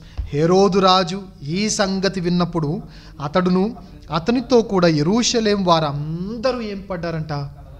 కలవరం. అరే, గొర్రెల కాపర్లకు ఆనందం కలిగింది, తర్వాత వైజ్మెన్కి కూడా ఆనందం కలిగింది, ఇతనికి ఎందుకు కలవరం కలిగిందంటే గొర్రెల కాపర్లు మాకు రాజు దొరికాడని ఆనందించారు, వైజ్మెన్ మాకు రాజు దొరికాడని ఆనందించారు. కానీ ఈయన నేనే కదా రాజుని, నా మాటే కదా వినాల్సింది అని ఆ క్రిస్మస్ ఆనందం ఇంట్లో ఉందా చెప్పండి? ఈరోజు చాలా సంఘాలు డెకరేషన్లు అయితే చేస్తున్నాం, హడావిడైతే చేస్తున్నాం, కానీ నిజమైన క్రిస్మస్ ఆనందాన్ని ఎందుకు పొందలేకపోతున్నాం అంటే సంఘాలు నాశనం అయిపోవడానికి గల కారణం ఏంటంటే నా మాటే వినాలి అని పెద్దలు అనుకుంటున్నారు, సంఘ పెద్దలు. నేను అందుకే ఎప్పుడు చెప్తా ఉంటాను, నన్ను ఇరిటేట్ చేయకండి. ఇక్కడ వినాల్సింది నా మాట కాదు, మీ మాట కాదు. ఇక్కడ జరగాల్సింది ఎవరి కాన్స్టిట్యూషన్ జరగాలి, ఎవరి రాజ్యాంగం అమల్లో ఉండాలి? దేవుని రాజ్యాంగం. నేను ఎప్పుడూ చెప్తాను, నాకు పాట ఇవ్వలేదని అలగడాలు, నాకు బైబిల్ రీడింగ్ ఇవ్వలేదని అలగడాలు, ఇలాంటివి నా దగ్గర చేయొద్దని చెప్తాను. ఎక్కడైనా నేను అటు దుర్గిలో కానీ ఇటు హైదరాబాద్లో కానీ చెప్పే మాట ఏంటంటే, మీకు పాట కావాలంటే టైంకి రండి, ఇంకేమైనా కావాలంటే టైంకి రండి. టైంకి రాకుండా నేను నాకు పాట కావాలి, నాకు ఇవ్వలేదని అలిగితే మీ అలకని ఇంకా ఎక్కువ చేస్తాను. నేను అస్సలు మిమ్మల్ని ఎంటర్టైన్ చేయను. అస్సలు నాకు ఇలా అలిగే వాళ్ళని ఎంటర్టైన్ చేయడం నచ్చదు. ఇప్పుడు ఒక విషయం చెప్తాను, జాగ్రత్త వినండి. ఏడ్చాడు కదా అని ఫోన్ ఇచ్చామనుకోండి, వాడికి అర్థమైపోదు, ఓహో వీడు ఫోన్ ఇవ్వాలంటే నెక్స్ట్ టైం కూడా ఏం చేయాలి, ఏడవాలనుకుంటాడు. ఒకరోజు ఒక్కరోజుతో మాట్లాడుతున్నారే, ఎందుకు ఏడుస్తావు అంటే, నేను ఏడిస్తే మా డాడీ ఇచ్చేస్తాడు అందుకే ఏడుస్తాడు. వాడికి ఏడుపు రాకపోయినా ఏడుస్తాడు. వాడికి అర్థమైపోయింది, ఆహా వీళ్ళ వీక్నెస్ ఏంటంటే నా ఏడుపు. సో మీరు అలాగానే నేను అమ్మో వీళ్ళు ఇక్కడ వెళ్ళిపోతారేమో, అమ్మో పాపం అండి, నేను వీళ్ళందరినీ కాపాడుకోవాలని చెప్పేసి మీరు అలాగానే మిమ్మల్ని సాటిస్ఫై చేస్తా ఉన్నాను అనుకోండి, మీకు అర్థమైపోద్ది, ఆహా నేను అలిగితే వీడు మాట వినేస్తాడు, దేవుని కూడా వదిలేస్తాడు అని మీకు అర్థమైపోద్ది. మీకు ఆ ధైర్యం వస్తుంది. అందుకే చెప్తాను, మీకు ఆ ధైర్యాన్ని నేను ఇవ్వను. మిమ్మల్ని నేను అసలు ఎంటర్టైన్ అలుగుతారా? అలాగండి, ఇంకా కొంచెం సాల్ట్ అండ్ పెప్పర్ కావాలంటే నేనే వేస్తాను. మంట సిమ్లో ఉంటే ఆన్లో పెట్టమన్నా పెడతాను. మీరు అలిగితే ఎంటర్టైన్ చేయను. ఎందుకంటే ఇక్కడ నెరవేరాల్సింది మీ చిత్తం కాదు, ఇక్కడ నెరవేరాల్సింది నా చిత్తం కాదు. ఇక నెరవేరాల్సింది ఎవరి చిత్తం? దేవుని చిత్తం. ఆ దేవుని చిత్తం కాకుండా నేను నా ఆలోచన నెరవేరాలి, నేనే రూల్ చేయాలంటే ఈ రూల్ చేయడానికి ఇది నీ ఇల్లు కాదు, నా ఇల్లు కాదు, నీ హాల్ కాదు, నా హాల్ కాదు. ఎవరిది? దేవుని రాజ్యం. దేవుని రాజ్యంలో ఎవరి మాట వినబడాలి? దేవునిదే. సో ఇక్కడున్న మీ అందరికీ చెప్తున్న మాట ఏంటంటే, ఏనాడు అలగొద్దు. ఇక్కడ ఏనాడు ఎవరికి పెత్తనం ఇవ్వబడదు. ఎవరికైనా ఏదైనా ఇచ్చినా దానికి అకౌంటబిలిటీ ఉంటుంది. మీరేం రాజులు కాదు, అకౌంటబిలిటీ ఉంటుంది. మీరు క్వైర్లో ఉన్న అకౌంటబిలిటీ ఉంటుంది. తర్వాత రేపు పొద్దున మనం వేరే చర్చ్ బ్రాంచెస్ ఓపెన్ చేసి అక్కడ పాస్టర్ గారిని పెట్టినా అక్కడ వాళ్ళు కూడా అకౌంటబుల్గా ఉండాల్సిందే. జవాబుదారీతనం అనేది ఉండాలి. ఎవ్వరూ రాజులు కాదు, మనం అందరము దాసులము. ఆయన మాత్రమే రాజు అనే విషయాన్ని మనం గుర్తుపెట్టుకోకపోతే నిజమైన క్రిస్మస్ ఆనందం మనలో ఉండదు, కలవరం ఉంటుంది మనలో. అందుకే చూడండి, కొన్ని సంఘాల్లోకి వెళ్ళిపోయి వాక్యం చెప్తుంటే సంఘ పెద్దలు ఏమంటారు, ఫైర్ అయిపోతూ ఉంటారు. రీజన్ ఏంటి? అరే వాక్యం ఇంత చక్కగా వినపడిన తర్వాత అందరూ ఆనందపడుతుంటే మీరెందుకు ఫైర్ అవుతున్నారంటే క్రిస్మస్ ఆనందం మీలో లోపిస్తుంది. రీజన్ ఏంటంటే ఆనందపడిన వాళ్ళేమో నా రాజు ఆయన అనుకుంటుంటే మీరు మాత్రం ఈ సంఘం నా మాటే వినాలి అనుకుంటున్నారు. ఈ సంఘంలో నేను చెప్పిందే జరగాలి. మా ఫ్యామిలీ నుండి మేమే సంఘ పెద్దలం. చరిత్రలో ఒక 4-5 తరాల నుండి మేమే సంఘ పెద్దలం. ఎప్పుడెవడో బుడ్డోడు వచ్చి మాకు చెప్తే, ఎప్పుడెవడో బయటోడు వచ్చి మాకు చెప్తే మేమెందుకు వినాలంటే, వినకపోతే పోతావు, పురుగులు పట్టిపోతావు. మామూలుగా కూడా కాదు, కుక్క చావు చేస్తారు. నేనైనా మీరైనా ఎవరైనా సరే. సో మన సంఘంలో అయితే ఇలాంటి గొడవ ఎలాగో లేదు. కానీ ఆన్లైన్లో వింటున్న వారికి చెప్తున్నాం, మీలో ఎవరైనా సంఘ పెద్దలు ఉంటాయి. ఆన్లైన్లో వింటున్నవారు మీలో ఎవరైనా సంఘ పెద్దలు ఉంటే హేరోదులా మాత్రం చేయకండి. రాజ్యం దేవుంది, సంఘము దేవుంది. క్రీస్తు తన స్వార్థమిచ్చి సంపాదించిన తన సంఘము అని అపోస్తలుల కార్యం 20వ అధ్యాయం 28వ వచనంలో ఉంటుంది. సో ఆయన రాజ్యము, ఆయన సంఘంలో ఆయన చిత్తమే నెరవేర్చబడాలి. సో ఎవరైతే ఛార్జ్ తీసుకున్నారో, ఎవరైతే ఉన్నారో దేవుని సంఘంలో సంఘ పెద్దలుగా ఉన్నారో, ఎంతవరకు ఉన్న సంఘ పెద్దలు వారి ఇష్టాన్ని నెరవేర్చుకుంటే ఈ రోజు నుంచి మీరు దేవుని ఇష్టాన్ని ఆ సంఘాల్లో అమలు చేయండి. ఇంతవరకు ఉన్న వాళ్ళు వాళ్ళ పేరు చెప్పలేదని ఫీల్ అయితే మీరు మా పేర్లొద్దు, ఎవ్వరి పేర్లొద్దు, దేవుడు మాత్రమే మహింపరచబడాలనే ఒక మంచి రిఫార్మేషన్ మీ సంఘాలు తీసుకునండి. ఇంతవరకు ఉన్న సంఘ పెద్దల ద్వారా సంఘంలో ఎలాంటి రిఫార్మేషన్, ట్రాన్స్ఫర్మేషన్ ఆలోచన రాకపోతే ఈ రోజు నుంచి మీరు తీసుకోవాల్సిన ఆ చేంజ్ ఏంటి, తీసుకోవాల్సిన స్టాండ్ ఏంటంటే సంఘ కార్యక్రమాలు నచ్చక మానేసిన వాడు కూడా సంఘంలో ఏదో మంచి జరుగుతుందంట అనే వార్త విని పరుగులెట్టే అంత గొప్పగా రావాలి. వదిలేసిన వాడు కూడా పరిగెత్తుకుంటూ వచ్చేంత ఒక ఎగ్జాంపుల్ చెప్తాను. బెత్లెహేములో కరువు ఉందని ఒక కుటుంబం మోయాబు దేశానికి వెళ్ళిపోయింది. ఆ మోయాబు దేశంలో ఉండగా మరలా దేవుడు బెత్లెహేమును దర్శించాడు అనే వార్త విని ఆ కుటుంబంని ఎవరైనా పిలిచారు చెప్పండి? నయోమిని, రూతుని ఎవరండి పిలిచారు? ఆ వార్త వినబడి పరిగెట్టుకుంటూ వచ్చేసినట్టుగా ఇంతవరకు ఉన్న సంఘ పెద్దల వల్ల సంఘానికి బ్యాడ్ నేమ్ వచ్చినా, సంఘంలో ఉండే యవనస్తులు వెళ్ళిపోయినా, వాళ్ళు మాటికి కానుకలను మాటికి నా మాటే వినాలి, నా పేరే చెప్పాలి, ముందు ఒక తోక ఉండాలి, వెనక ఒక తోక ఉండాలి, మా గురించి పొగడాలి, వాక్యానికి టైం లేకపోయినా పర్లేదు కానీ మాకు మాత్రం టైం ఇవ్వాలి, వాక్యానికి ఏమైనా అసలు ఈ వాక్యంలో ఉన్నది చెప్పకపోయినా పర్లేదు కానీ మమ్మల్ని మాత్రం ఏమనకూడదనే ఇలాంటి పరిస్థితుల్లో చాలామంది సంఘాలకు దూరం అయిపోయిన యవనస్తులు ఉన్న సంఘాల్లో ప్రజెంట్ సంఘ పెద్దలుగా ఎవరైతే అపాయింట్ అయ్యారో, my dear brothers, newly appointed elders of the church, మీ అందరితో మాట్లాడుతున్నా, మీ చర్చ్లో ఒక మంచి రిఫార్మేషన్ మీరు తీసుకొని రండి. వెళ్ళిపోయిన ప్రతి ఒక్కరు మరలా సంఘాన్ని దేవుడు దర్శించాడు, పురాతన రోజులు, పాత రోజులు మరలా వచ్చాయనే ఒక మంచి అనుభూతిలోనికి సంఘాన్ని నడిపించాలి. ఏది ఏమైనా సన్ని అనే నాదిగా సంఘం ద లార్డ్స్ హోలీ చర్చ్ ఎవరిది, పేరు ఏదైనా సరే సంఘం ఎవరిది చెప్పండి? దేవునిదే. కాబట్టి ఇక్కడ ఎవరి రాజ్యం నెరవేరాలి? దేవుని రాజ్యం. ఎవరి రూలింగ్ ఉండాలి? దేవుని రూలింగ్. అలా కాకుండా నాదే, నా మాటే అని అంటే అందరికీ ఆనందం కలుగుద్ది కానీ నాకు మాత్రం కలగదు. గొర్రెల కాపర్లో కలిగిన ఆనందం, తర్వాత వైజ్మెన్లో కలిగిన ఆనందం, ఇతనిలో మాత్రం కనబడకపోగా ఏం కనబడింది? కలవరం. సంఘానికి వచ్చి కలవరపడ్డం ఏంటి? దరిద్రం కాకపోతే. సో చివరిగా చాలాసార్లు చూపించిన ఒక మాట చివరిగా ఒకసారి చూపించి నేను ముగిస్తాను. ఒక్కసారి చూద్దాం. న్యాయాధిపతుల గ్రంథం 6వ అధ్యాయం అనుకుంటాను, ఓపెన్ చేయండి. The book of judges chapter 6. న్యాయాధిపతుల గ్రంథం 6వ అధ్యాయం. 6 ఒక ఉపమానం ఉంటుంది చూడండి. 9వ అధ్యాయం, క్షమించండి, 9వ అధ్యాయం 7వ వచనం నుండి మనం చదువుదాం. అది యోతామునకు తెలియబడినప్పుడు అతడు పోయి గెరీజము కొండ కొప్పును నిలిచి ఎలుగెత్తి పిలిచి వారితో ఇట్లనెను, షెకెము యజమానులారా, మీరు నా మాట వినిన ఎడల దేవుడు మీ మాట వినును. చెట్లు తమ మీద రాజును ఒకరిని అభిషేకించుకొనవలన మనస్సు కలిగి బయలుదేరి మమ్మును ఏలుమని ఏ చెట్టును అడిగే? ఫస్ట్ ఒలీవ చెట్టు. ఈరోజు సంఘ పెద్దలు ఒలీవ చెట్టును చూసి నేర్చుకోండి. ఒలీవ చెట్టును అడగగా ఒలీవ చెట్టు అంటున్న మాట, ఒలీవ చెట్టు దేవునిని మానవులను దేని వలన నరులు సన్మానించుదురో ఆ నా తైలమునియక మాని చెట్ల మీద రాజునయ్యుండి ఇటు అటు ఊగుటకు నేను వచ్చేదనా అని వాటితో అనెను. అందుకు అప్పుడు చెట్లు, నీవు వచ్చి మమ్మును ఏలుమని అంజూరపు చెట్టును అడిగే. ఫస్ట్ ఒలివ చెట్టు దగ్గరికి వెళ్తే, సారీ బ్రో, నా పని ఏంటంటే దేవుణ్ణి మహింపరచాలి, మానవులు దేన్నైతే వాడతారో మంచి జరగడానికి ఆ పని నేను చేయకుండా నేను అసలు మీ రాజుగా ఉండడానికి, నేను మీ మీద అధికారం చెలాయించడానికి నాకు ఆలోచన లేదు అని చెప్పింది. తర్వాత అంజూరపు చెట్టు దగ్గరికి వెళ్తే, నీవు వచ్చి మమ్మల్ని ఏలుమని అంజూరపు చెట్టును అడగగా అంజూరపు చెట్ల మీద రాజున ఉండి ఇటు అటు ఊగుటకు నా మాధుర్యమును నా మంచి ఫలమును నేను ఇయ్యక మానుదునా.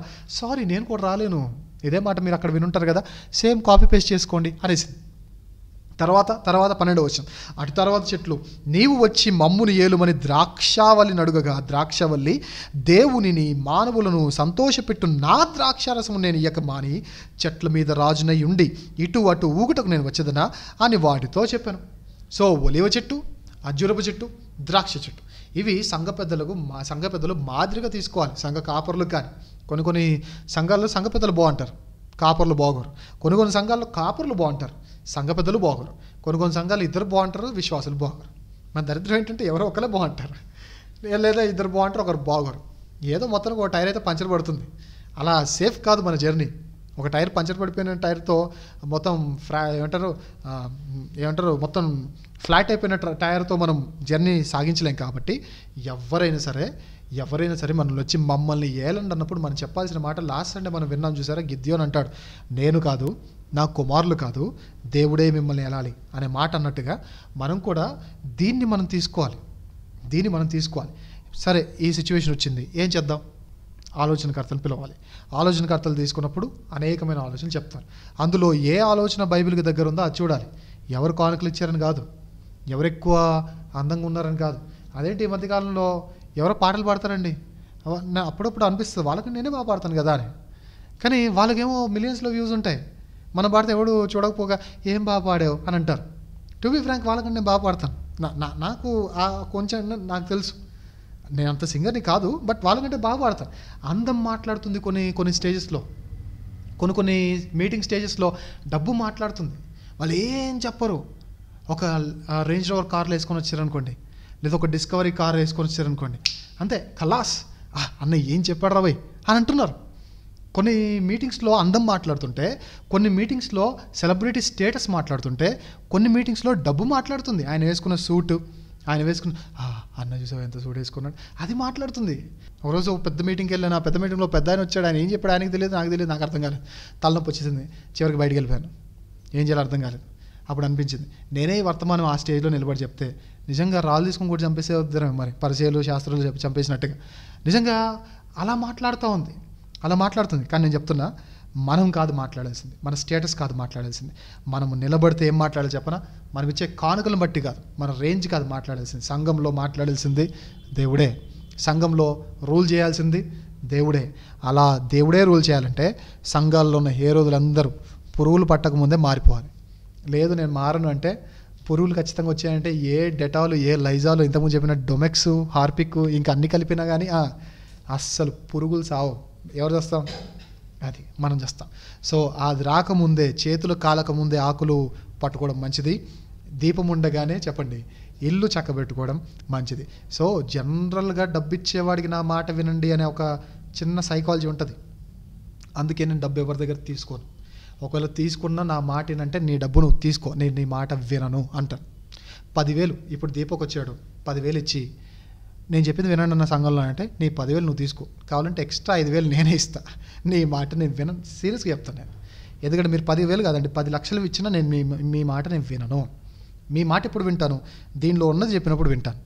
దీనికి వ్యతిరేకంగా నేను 10 లక్షలు ఇస్తున్నాను, బట్ నేను చెప్పింది వినండి, నేను చెప్పింది చేయండి, నన్ను పొగడండి, నన్నే ఇంకా మీ సంఘంలో మాటికి ఒక సెలబ్రిటీగా చూడండి అంటే నా వల్ల అవ్వదు. 10 లక్షలు లేకపోయినా పేదరికాన్ని కూడా నేను ఎరుగుదును, తినకుండా ఉండగలను, రోడ్డు మీద కూడా ఉండగలను, దోమలు కుట్టినా ఉండగలను. దేవుడు సేవలు అన్ని అనుభవాలు నేర్పించాడు, అన్ని అనుభవాలు. భీమవరం బస్ స్టాండ్లో ఒకరోజు నేను బబ్బులన్న 3 times మాకు జరిగిందండి ఈ అనుభవం. కరెక్ట్గా మీటింగ్ అయిపోయి ట్రైన్ దగ్గరికి వెళ్ళేసరికి మేము కరెక్ట్గా స్టేషన్లోకి ఎంటర్ అవుతున్న టైంలో లాస్ట్ ట్రైన్ మిస్ అయ్యింది. 3 times జరిగింది. అలా జరిగిన తర్వాత బస్ కోసం భీమవరం బస్ స్టాండ్కి వస్తే మీరు నమ్మరు, ఆ భీమవరం బస్ స్టాండ్లో దోమలు ఉంటాయి. ఇక్కడ నుంచి ఇక్కడ వరకు ఒక 50 దోమలు మా శరీరాన్ని మంచిగా స్ట్రా వేసుకొని లాగేస్తూ ఉంటాయి. 50 దోమలు. 4 గంటలు ఫస్ట్ బస్ విజయవాడకి 4కు 4:30కి ఉండేది. 12కి ట్రైన్ వెళ్ళిపోయిన తర్వాత మళ్ళీ 4 వరకు మళ్ళీ ట్రైన్స్ లేవు, ఏం లేవు, బస్సులు లేవు, ఏం లేవు. 4 గంటలల్లా 3 రోజులు కూడా 3 సార్లు అలా కూర్చున్న రోజులు మాకు తెలుసు. తర్వాత కొన్నిసార్లు తణుకు బైపాస్ రోడ్లో మేము బస్సుల కోసం వెయిట్ చేసి చలి మాకు తెలుసు, వర్షము మాకు తెలుసు, ఎండ మాకు తెలుసు. We're fit for each and every extreme condition. So మీ మాట మేము వినం, దేవుని మాటే వింటాం. ఏ కండిషన్ అయినా మేము అలవాటే. సో డబ్బు ఇచ్చేసి మా మాట వినండి అంటే, ఫర్ యువర్ కైండ్ ఇన్ఫర్మేషన్ మీ డబ్బు వద్దు, మీరొద్దు అని నేను చెప్తాను. సో ఆ దరిదాపుల్లో ఆలోచన, ఈ నా దరిదాపుల్లో కానీ నేను మినిస్ట్రీ చేస్తున్న ఏరియా దరిదాపుల్లో కనీసం ఆ బైపాస్ రోడ్డు కూడా దగ్గర కూడా ఆలోచన తీసుకొని రాకండి. అండ్ సేవకులు, సంఘ పెద్దలు, నాయకులు మీకు కూడా చెప్తున్నాను, ఏలవలసింది మీరు కాదు, నేను కాదు. మనం ద్రాక్ష చెట్టులా ఉందాం, ఒలివ చెట్టులా ఉందాం, తర్వాత అంజురపు చెట్టులా ఉందాం, అంతే తప్ప ముళ్ళ చెట్టులా ఉండొద్దు. ఈ ముళ్ళ చెట్టు ఏముంది చూడండి, దీని స్ట్రక్చర్కి, దాని సైజుకి, దాని బిల్డప్ మాటలకి ఏమాత్రం పొంతన లేకుండా చెప్తా చూడండి. బేస్ వాయిస్లో చెప్తుంది, మంచి మాట మామూలుగా చెప్తుంది, దమ్కి ఇచ్చేస్తుంది, పెద్ద దమ్కి ఇచ్చేస్తుంది. ఏంటి 14 వచ్చిన అప్పుడు చెట్లన్నీ నీవు వచ్చి మమ్మల్ని ఏలుమని మొండ్ల పొద యొద్దకు మనవి చేయగా, మొండ్ల పొద అంటుందంట, మీరు నిజముగా నన్ను మీ మీద రాజుగా నియమించగోరుతున్నారా బ్రో? నిజమా? అయ్యా ఎస్ బ్రో. అయితే ఇప్పుడు ఒకటి చెప్తా వినండి, మీరు నిజంగా నేను రాజుగా ఉండాలంటే మీ మీద రాజుగా నియమించుకోరిని ఎడల రండి, నా నీడను ఆశ్రయించి. నీ ముఖం ఉంటుంది, నీకు నీడ ఎక్కడ ఉంటుంది? ముళ్ళ పొదల దగ్గర నీడను ఆశ్రయించాలా? ఎక్కడ ఉంటుంది చెప్పండి? ముళ్ళ పొదల దగ్గర నీడ ఉండదు, ఉన్నా కానీ అది పని చెయ్యదు. గాలి వచ్చి ఆ ముళ్ళు కొంచెం కదిలింది అనుకోండి, ఎవరు కూర్చుకుంటారు చెప్పండి? ముళ్ళు వచ్చి ఆకు మీద పడ్డా, ఆకు వచ్చి ముళ్ళు మీద పడ్డా, బొక్కదేనికి? For your kind information, Andhra వాళ్ళు ఉన్నారు కాబట్టి మీ బూత్ కాదు, మా దగ్గర వాడే పదం అది. సో అది జ్ఞాపకం ఉంచుకోండి. తర్వాత గోరిన ఎడల నా నీడను ఆశ్రయించడు, లేదా అగ్ని నాలో నుండి బయలుదేరి లెబానోను దేవదారు వృక్షాలను చెట్లను కాల్చివేయనని చెట్లతో చెప్పాను. ఫస్ట్ ఆఫ్ ఆల్ మనకు తెలియాల్సింది ఏంటంటే దీని ముఖాన్ని నీడ ఒకటి ఉండదు. సెకండ్ ఆఫ్ ఆల్ మనకు తెలియాల్సింది ఏంటంటే అగ్ని దీని నుంచి బయలుదేరితే ఫస్ట్ కాలేదేంటి, అది కాలుతుంది. దీని నుంచి అగ్ని వచ్చంట లెబానోను వృక్షాలని దేవదారు వృక్షాలను కాల్చివేయట్లు మిమ్మల్ని కాల్చేస్తా అంటే ఎంత బిల్డప్ ఇస్తుంది చూడండి. మ్యాటర్ నిల్లు, తర్వాత ఇది ఏమంటారు, దాని అహం మాత్రం ఫుల్గా కనబడతా ఉంది. సో ఈరోజు చాలామంది సంఘ పెద్దలు అలాగే ఉన్నారు. సంఘ పెద్దలు ఎలా ఉండాలి, తాగుబోతులుగా ఉండకూడదు, నిందారహితలు ఉండాలి, బైబిల్ను బోధించగలగాలి. కానీ బైబిల్ ఓపెన్ చేయడానికి కూడా వాళ్ళకి టైం పడుతుంది. యోవేలు గ్రంథం అంటే ఇంకంతే, చెమట 2 కేజీలు గారిపోద్ది, 2 లీటర్లు. తర్వాత జకర్యా గ్రంథం అన్నామంటే ఇంకంతే, ఇక ఉదయం మీటింగ్ స్టార్ట్ చేస్తే రాత్రికి కూడా దొరకదు. అలాంటి వాళ్ళు సంఘ పెద్దలుగా ఉంటే ఆ చెడు తీసేయండి. అలాంటి వాళ్ళు వద్దు, నేర్చుకున్న తర్వాత వద్దురు. ఇప్పుడు మా కార్లో నేను డ్రైవింగ్ లేకుండా మీరు ఉన్న కార్లో డ్రైవింగ్ సీట్లో కూర్చుని అనుకోండి, ఏమంటారు అన్న, నా మీద రెస్పెక్ట్ మీకు ఉందా కానీ ఏమంటారు, వద్దులేండి అన్న మీకు రిస్కే, మాకు రిస్కే, నేర్చుకున్న తర్వాత నడపండి, అంత నడపాలని ఉంటే అంటారా అనరా? అంతే తప్ప అయ్యో ఈయన మొహమాట పడుతున్నాడే లేదా ఈయన ఫీల్ అవుతాడని కళ్ళు మూసుకొని ఆఖరి ప్రార్థన చేసుకుని కూర్చుంటారా? కూర్చోరుగా. మరి సంఘాల విషయంలో ఎందుకు ఆ జాప్యం ఎందుకు, ఆ అలసత్వం ఎందుకు, ఆ నిర్లక్ష్యం ఎందుకు? సో వద్దు. ఏదేమైనా సరే న్యాయంగా ఉందాం. మనలో ఉన్న హేరోదులను చంపేసి మనలో దేవుడు పుట్టాడు, దేవుడు రూల్ చేస్తున్నాడు అని కానీ ఆనందపడే ఒక మంచి గొర్రెల కాపల స్వభావం, లేదంటే జ్ఞానుల స్వభావం మనం పొందుదాం. అంతే తప్ప నా మాట నెరవేరలేదని కుళ్ళుకోవడం, నేను చెప్పిన సజెషన్ తీసుకోలేదని కుళ్ళుకోవడం. ఎస్తేరు గ్రంథంలో కూడా ఒకడు కుళ్ళుకున్నాడు, సజెషన్ ఇచ్చాడు, ఆ సజెషన్ ఫెయిల్ అయింది. ఏం చేశాడు? ఊరేసుకొని చచ్చాడు. సో సజెషన్ తీసుకున్నవాడు బాగానే ఉన్నాడు, విన్నోడు బాగానే ఉన్నాడు, కానీ ఇచ్చినోడు ఫీల్ అయ్యేసరికి ఎవరికి నష్టం జరిగింది చెప్పండి? వాడికే నష్టం. సో మత్సరం ఎముకలకు కుళ్ళు. ఎముకలు బాగుండాలని నేను అనుకుంటున్నా. మీరు ఏ కీళ్ళ రూపాలతో బాధపడకూడదు అనుకుంటున్నా. మీకు క్యాన్సర్లో ఇలాంటి రాకూడదు అనుకుంటున్నా. అలా ఉండాలంటే దేవుడి మాటే విందాం. మనలో ఉన్న హేరోదుని చంపేద్దాం. నేను ఆర్ఆర్కే మూర్తి గారు అనే మాటలు నాకు బాగా ఇష్టమన్నమాట. ఆయన మెసేజ్ అన్నింటిలో ఒకళ్ళు ర్యాంకింగ్ ఇవ్వాలంటే, ఆయన మాట్లాడే మాటలు అన్నింటిలో ర్యాంకింగ్ ఇవ్వాలంటే ఆయన చెప్పిన మాటలు నాకు ఫస్ట్ టాప్ మోస్ట్ ప్రియారిటీగా నాకు అనిపించే మాటే చెప్పన, నేను అనే సర్వనామం దేవునిది, అది ఎవ్వరు వాడద్దు అని అంటాడు. అంటే నేను నా మాటే, మీరు నేను చెప్పిందే చేయాలి, ఇది దేవుంది, మంది కాదు. సో బిల్డప్లు వద్దు. తీర్పు తీర్చడం అయిందే, రూల్ చేయడం అయిందే, శిక్షించడం అయిందే. మనం ఏం చేయాలంటే మనం చేసిందంతా చేసి, లూకాసు వార్తలు అంటాడు కదా, మేము నిష్ప్రయోజకులమైన దాసులం, మేము చేయవలసింది ఏదో అదే చేశాం. ఇంత చేశారు బ్రదర్ అంటే, అవును మాకు చేయాల్సింది అది, ఇంత కష్టం అంటే మా డ్యూటీ అది, అంటే మీరు గొప్పలు కాదంటే కాదు. అందుకే చాలామంది అంటారు, నేను నా మీటింగ్లో నేను కరెక్ట్ చేసుకున్న, అందరి ముందు కరెక్ట్ చేసిన మాట ఏంటంటే, ఒకరోజు మీటింగ్కి వెళ్ళాను నిడదవోలు దగ్గర. గొప్ప దైవజనులు సన్నిరాజు గారు వచ్చారు. వారు వచ్చి ఇప్పుడు వాక్యాన్ని అందిస్తారు అనగానే నేను అన్నాను, మైక్ తీసుకుని నేను మాట్లాడిన ఫస్ట్ మాట, I'm not a great servant of God, I'm servant of great God. నేను గొప్ప దైవజనుని కాదు, నేను గొప్ప దేవుని యొక్క సేవకుని. నాది కాదు గొప్పతనం, ఎవరిది? God alone. సో ఆ యాటిట్యూడ్ మన అందరిలో ఉంటే క్రిస్టియానిటీ చాలా బాగుంటుంది. సో అందుకే సంఘాన్ని ప్రక్షాళన చేసే విషయంలో అందరం తగ్గుతాం. ఘనత విషయంలో ఒకరము నాకంటే హెచ్చు వాళ్ళు అని ఎంచుకొని ఎవరైనా సజెషన్ ఇస్తే అన్నీ వినండి, అన్నిటిని బైబిల్ ముందుకు తీసుకొనండి. ఏది సెట్ అవుద్దో చెప్పండి. షాప్కి వెళ్తాం, అన్ని బట్టలన్నీ మన ముందు పరుస్తాడు. పరిచయం గారు అన్నీ తీసుకుంటాం ఏంటి, అందులో అన్నీ ఇలా పెట్టుకుంటాము, ట్రయల్ వేస్తాము, అక్కడికి వస్తాము, జుట్టు ఎట్లా అంటాము, అట్లా అంటాము, ఫోటోలు తీస్తాం, ఏది బాగుందని 4-5 పంపిస్తాం, లాస్ట్లో ఏది బాగా నీకు నచ్చిందో చెప్పండి, అది తీసుకున్నట్టుగా అన్ని వాక్యం అనే అద్దం దగ్గర తీసుకుని అన్ని సజెషన్స్ మీ లైఫ్కి అప్లై చేసుకొని వాక్యం ముందు చూసుకొని అద్దం ముందు సెట్ అయిందా లేదా చూసుకోండి. సెట్ అవ్వలేదా నిర్మోహమాటంగా తీసిపడండి. అది ఎంత పెద్దోడిచ్చిన సజెషన్ అయినా నిర్మోహమాటంగా తీసేయండి. ఏది ఏమైనా హేరోదుని చంపేద్దాం, ఏది ఏమైనా హేరోదులా మనం బ్రతకకుండా జాగ్రత్త పడదాం. ఏది ఏమైనా నేను అనే సర్వనామాన్ని మన జీవితంలో రానివ్వకుండా మనం ఏం చేద్దాం, దేవుని కోసం ఏం చేద్దాం, మనం ఇలా చేద్దాం, దేవునికే మహిమను ఆపాదిద్దాం. నా పేరొద్దు, నా ప్రస్తావన వద్దు, నేను నిలబడ్డానంటే దేవుని కోసం మాట్లాడాలి, మీరు నిలబడినా దేవుని కోసం మాట్లాడండి. నా పేరు మార్చినా పర్లేదు. కొందరు అంటారు అప్పుడప్పుడు నన్ను, అన్న మీది ఇంతకీ కరీంనగరా, నిజామాబాద్, సూర్యాపేట, రీసెంట్గా విజయవాడ వాళ్ళు ఫోన్ చేసి December 6th మీటింగ్, ఇంతకీ ఎక్కడుంటారు అన్నారు. నల్గొండ అన్నాను. పరిచయం ఎక్కడ? హైదరాబాదు, మాచర్ల, మరి సూర్యాపేట అన్నారు. సూర్యాపేట ఏంటి అన్నాను. సూర్యాపేటలో కూడా ఉందని చెప్పారు కదా అన్నారు. నాకు తెలియదండి, కొన్ని మీటింగ్స్లో అయితే నిజామాబాద్ అనేస్తారు, కరీంనగర్ అనేస్తారు, ఒంగోలు అనేస్తారు. అలా వేసారేమో ఎవరైనా అని అనుకున్నా. వాళ్ళు సూర్యాపేట అని ఎందుకు అడిగారంటే, ఇంతకీ నేను చూసిన ఆశ్చర్యం ఏంటంటే దీపక్ నాకు పెట్టాడు ఫోటో. వాళ్ళకి తెలిసిన వాళ్ళ చెల్లె ఎవరో ఆ చర్చ్కి వెళ్తారో మరి తెలియదు, వాళ్ళకి ప్యాంఫ్లెట్ రీచ్ అయిందంట. వాళ్ళు ఫోటో పెడితే దీపక్ నాకు ఫోటో పెట్టాడు. అన్న సూర్యాపేట అని వేసారు చూడండి అన్న అని. ఎప్పుడు సూర్యాపేట అని వేసారు, నేను ఏమైనా అరిగిపోయానా చెప్పండి? పోనీ నా పేరు కింద తోకలు ఏరు, ఏమైనా కరిగిపోతానా? కరిగిపోతే మంచిదే కదా, ఎక్సర్సైజ్ చేయకుండా బాడీ తగ్గిపోతే ఇంకా అంతకన్నా అదృష్టం ఏం చెప్పండి? అంతకన్నా ఆశీర్వాదం లేదు. జిమ్కి డబ్బులు వేస్ట్ అవ్వకుండా, డైట్కి డబ్బులు వేస్ట్ అవ్వకుండా, నా పేరు మారిస్తే నేను కరిగిపోతే ఇంకా దానికి మించిన ఆశీర్వాదం లేదు. హ్యాపీగా ఆ ఆశీర్వాదం ఉంటే ఫస్ట్ నాకే రావాలని కోరుకుంటాను నేను.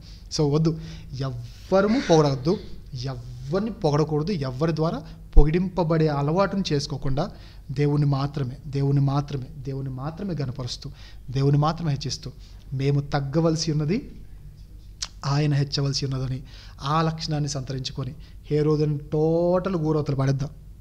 వద్దు, సంఘాలను ఇంకెవ్వరి మనసులో కూడా హేరోదొద్దు. టోటల్గా తీసుకెళ్ళి సర్దేసి హేరోదు గారిని ఏం చేయాలి, డంపులు వేసేసి ఇంకొచ్చేద్దాం, దుర్మార్గతను దూరంగా చేద్దాం, దేవుని మాత్రం మహింపరుద్దాం. దేవుడి మాటలను ఆశీర్వదించి దీవించును గాక.